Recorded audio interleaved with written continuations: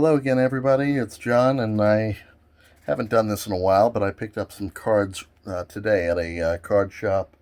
I had a day off, and so I found this at my local card store.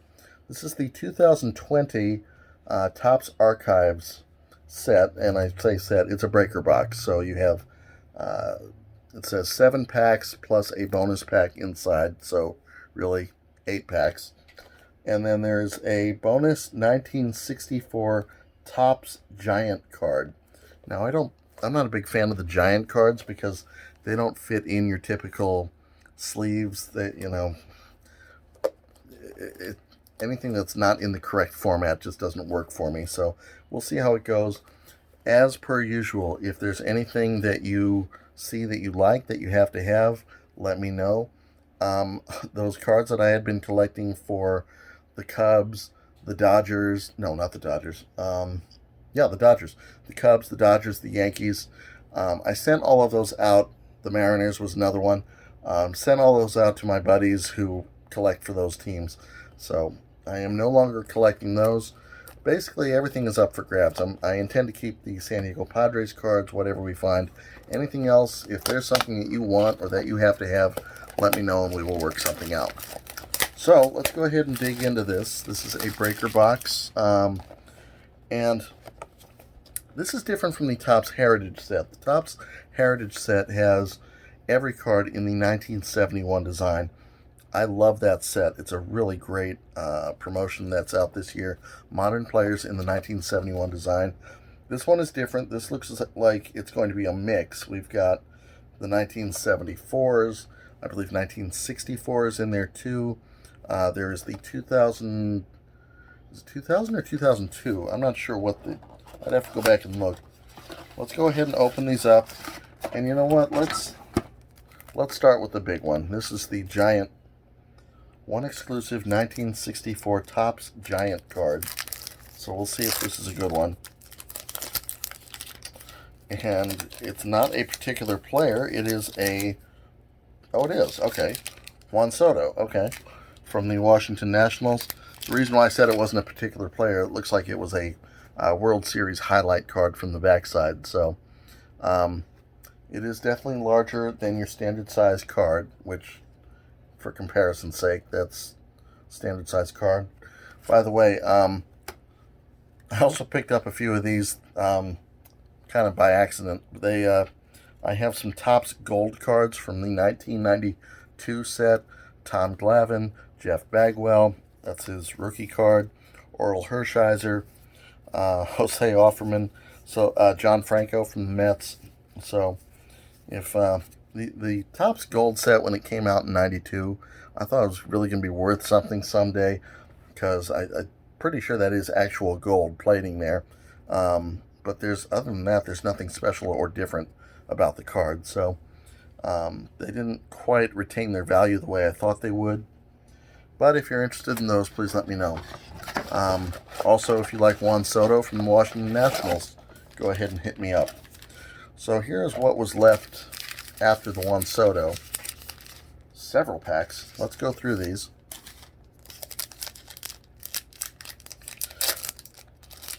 And this is fun because this is not a set that I'm already familiar with, so this is going to be new to me as well.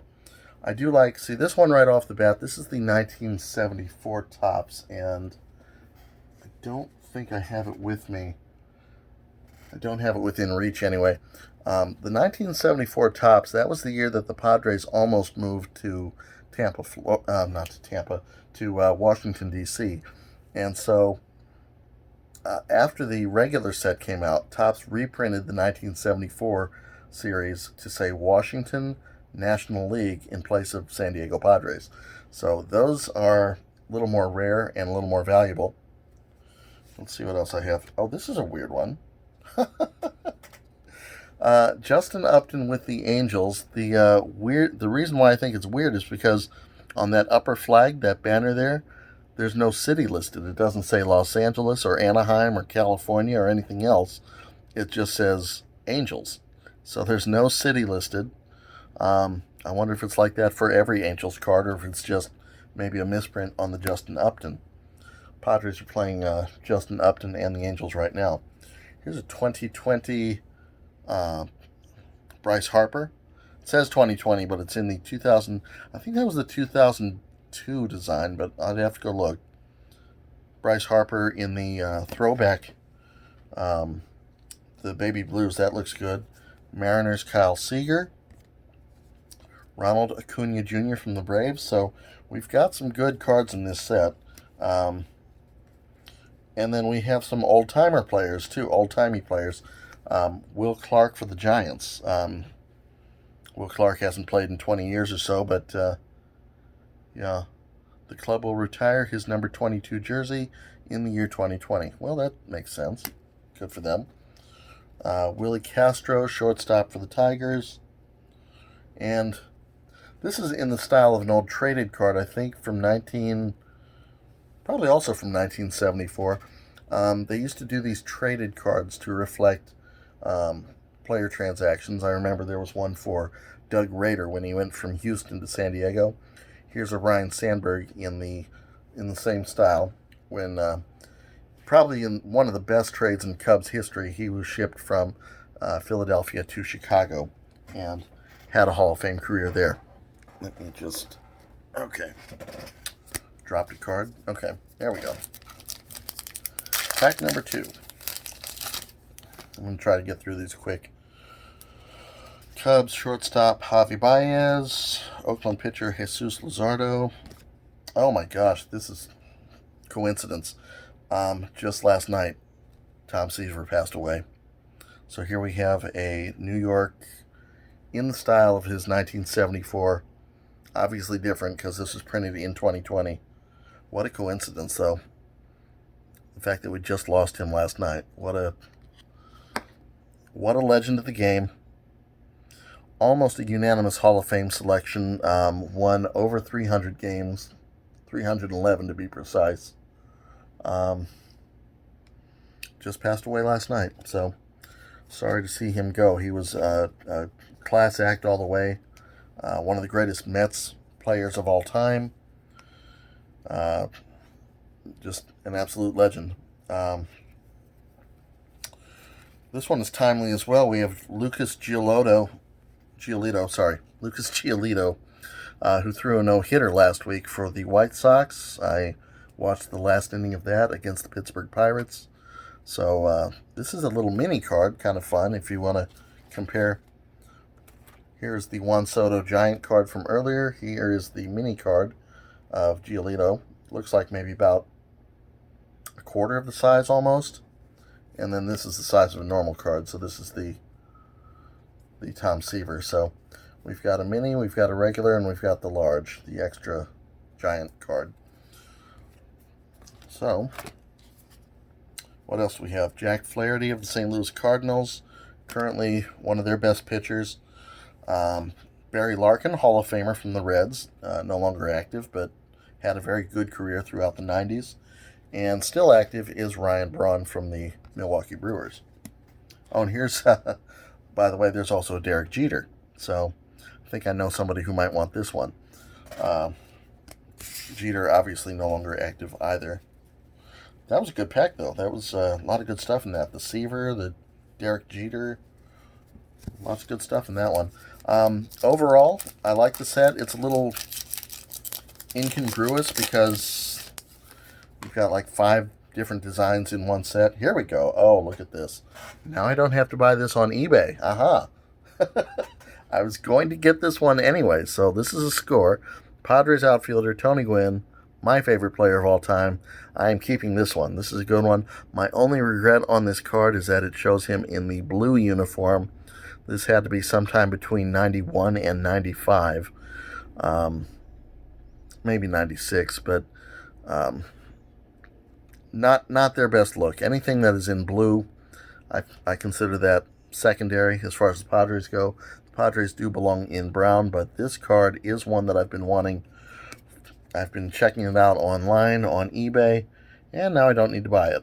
By the way, that signature of Tony Gwynn, that little facsimile signature, not even close. Doesn't look anything like the real thing. I know a Tony Gwynn signature when I see it, and that ain't it. So, But that's a good place to start on that pack. Let's see here. St. Louis pitcher Bob Gibson, another Hall of Famer. I like that they mix in some of the greatest players of all time along with modern players like Red Sox Rafael Devers, Giants pitcher Johnny Cueto, who is, I'm surprised he's still with the Giants after the trade deadline. Randy Arozarena from the Rays. What is this? Bobby Bradley, outfielder, Cleveland Indians. This looks like it's maybe in the style of early 50s. I don't know. I want to say, God, like 49-50 maybe? I don't know what the cards looked like back then. I would have to look this one up. Yeah, no stats on the back. Just, that's weird. I'll have to look that one up. It has the little RC logo on the bottom for rookie card, so anyways, I'll have to look that up. Gavin Lux from the Dodgers, who I don't think he's made his... he was supposed to be up this season and a possible contender for Rookie of the Year. I don't know if he's made his season debut yet. And then Cleveland, Aaron Savali. Gavin Lux, I don't know why they kept him down in the minors or on the alternate site, training site for so long.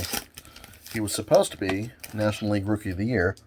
That's not going to happen. Hopefully Jake Cronenworth gets that. Here's another Cardinals Hall of Famer. Good selection here if you're a Cardinals fan. Here's Lou Brock. I mentioned the Cubs' best trade of all time when they picked up Ryne Sandberg. This was their worst trade of all time, and it is reflected on the back here.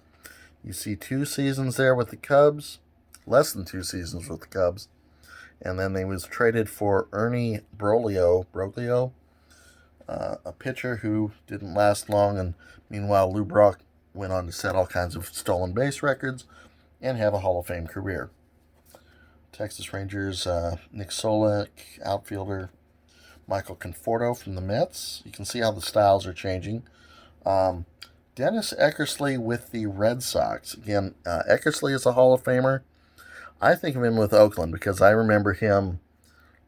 Okay, I'm maybe too young to remember him with the Red Sox, but with Oakland, he was one of the dominant closers of the era. He went from a really good starting pitcher to a really dominant reliever, one of the first to really convert from a starter to a closer and do so effectively that he went to the Hall of Fame. He even won an MVP trophy one season for Oakland as a relief pitcher, which that never happens.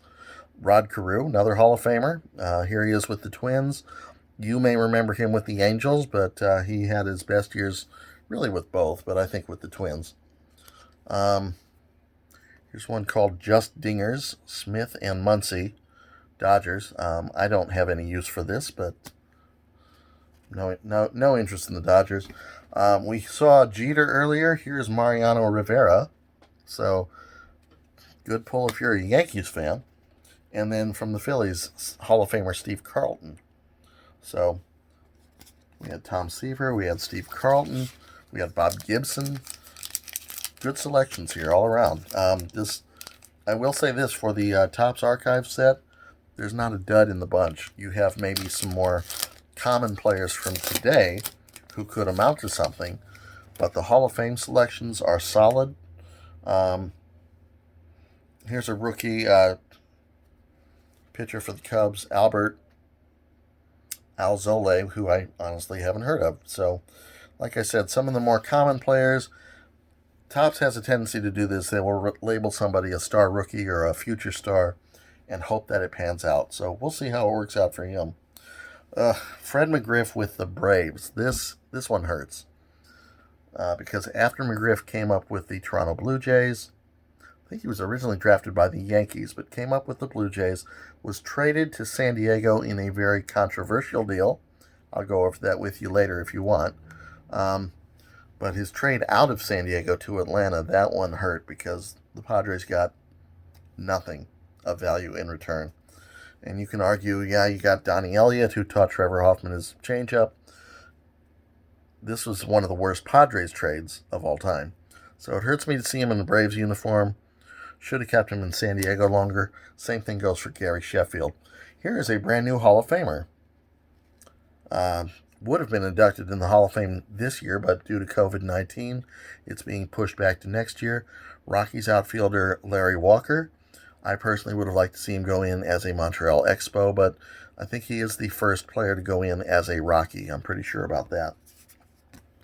And I think Todd Helton should be the next one, because I think Todd Helton should be a Hall of Famer. We have from the Rays, pitcher Brendan McKay. This is odd. Okay. Roger Clemens, who personally I think should not be in the Hall of Fame because he's a cheating bastard, steroids and all that.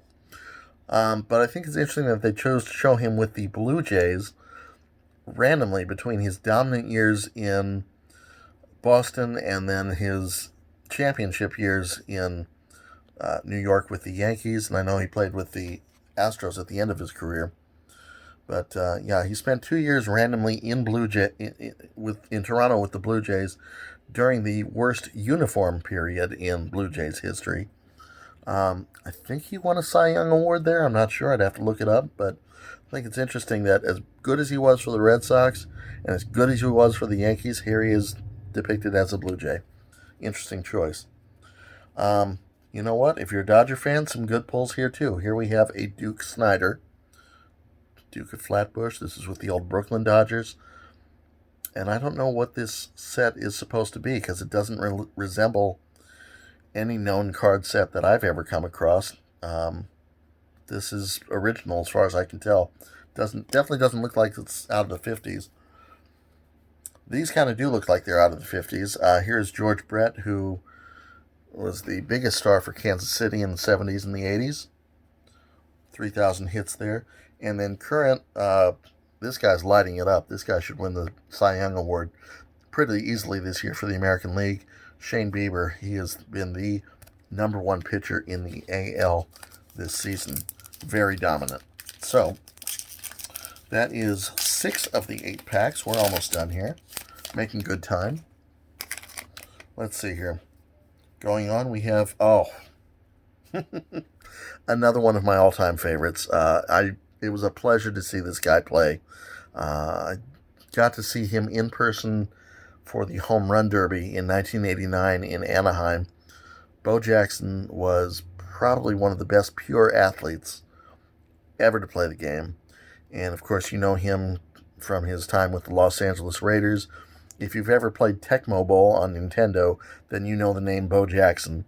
But this guy could have had it all. He was a star, a legitimate star as a running back in the NFL, a legitimate star as an outfielder for the Kansas City Royals, and then while playing football, he got tackled, his hip got shattered, and was never the same after that. He was a star at Auburn, won the Heisman Trophy, one of the greatest athletes of the 20th century, and that hip injury took it all away.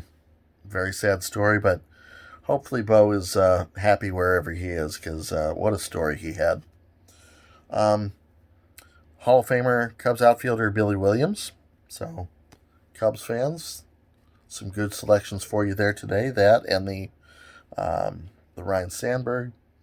Here we have current Milwaukee Brewers closer Josh Hader, who is dominant right now. I think I saw he just completed his 12th consecutive no-hit outing, which is a new record for a closer. So I'm, again, surprised that the Brewers held on to him at the trade deadline. We'll see how much longer he remains with the Brewers. But one of the top players in the game right now as far as pitchers go. Freddie Freeman, currently with the Atlanta Braves and setting records there as their top first baseman. Joe Morgan with the Houston Astros. Now, Joe Morgan, again, Hall of Famer. You've seen him as a broadcaster over the years on mostly ESPN, but he's been around. Came up originally with the Houston Colt 45s, and I want to see if that's reflected here. Okay, on the back of his card, there's limited room for stats, although the nice Hall of Fame logo up there, that's good. Limited room for stats, that is not his entire career, but if you look over here, I know he spent some time in Oakland. He spent some time with the Giants. Here, he was part of the big red machine in Cincinnati, so that's probably what he's best known for, and being one of the best second basemen of all time. But he came up originally with the Houston Colt 45s before they were the Astros. That is not reflected on this card, although it does say he was drafted by the Colt 45. I don't know if you can see that. There it is. He was drafted by the Colt 45s, or wasn't even drafted. This was before the draft. But he came up with the Colt 45s, and the Colt 45s were sued by the makers of Colt firearms because you couldn't have a Major League Baseball team named after their guns. So they became the Houston Astros. Moving on, we have Oakland Athletics infielder Marcus Semien. We have Twins pitcher Jose Barrios.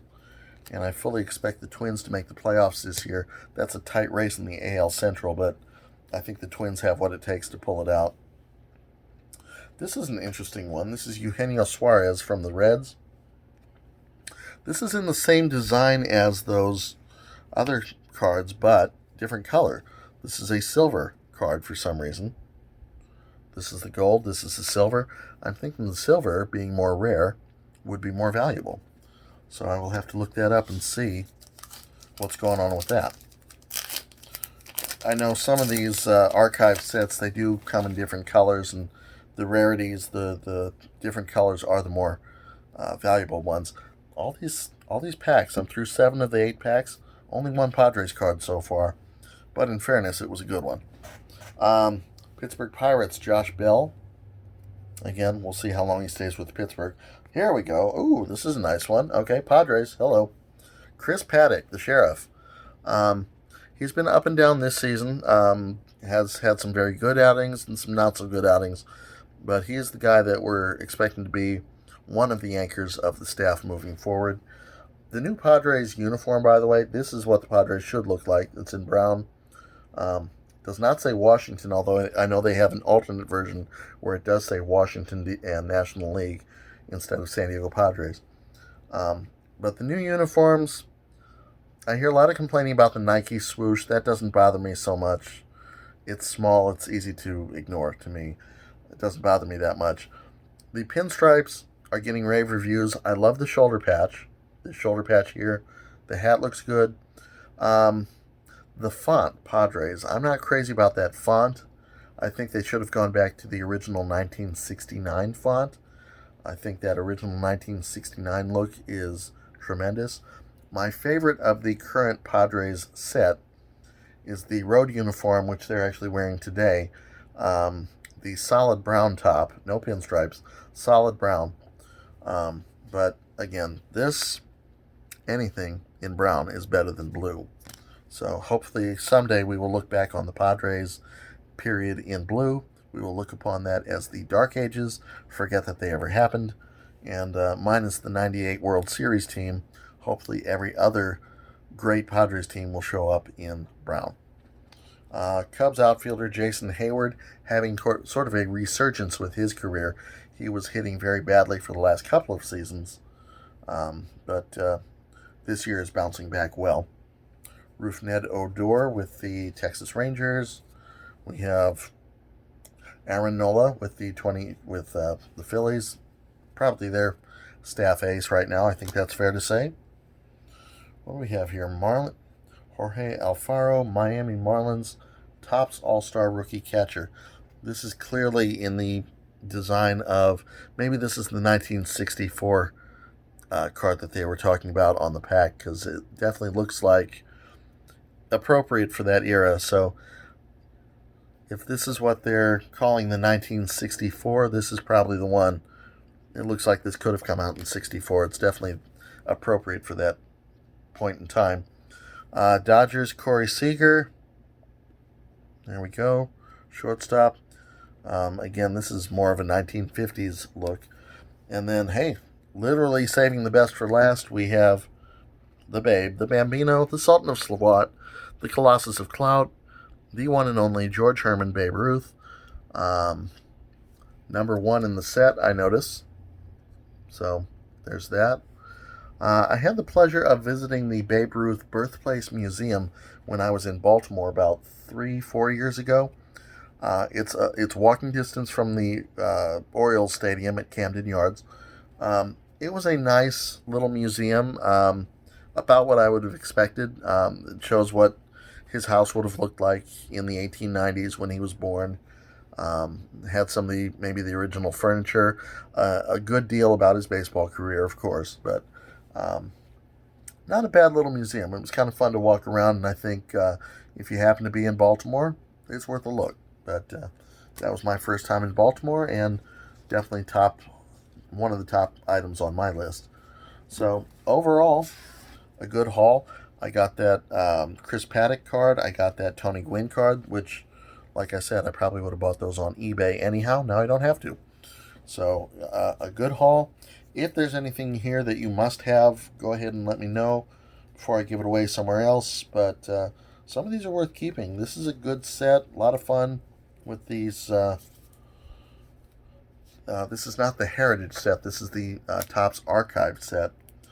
And it's funny because the guy at the store, All Star Cards in Santee, California, when I told him I wanted this particular box, he went and started digging like all the way into the back. It's like, no, you don't want that one. You want the one in the back because that's the lucky one. So there's no way he possibly could have known that. But hey, Tony Gwynn, he was right. So this was a lucky pack, and we got some good stuff here. So overall, pretty good set. As you can see, you're going to get a Hall of Famer or two in every pack. Um, there's a lot of good stuff in here. So anyways, thanks for watching. If you have any questions, if you have any requests, go ahead and let me know. Hit me up in the comments. We'll see you next time.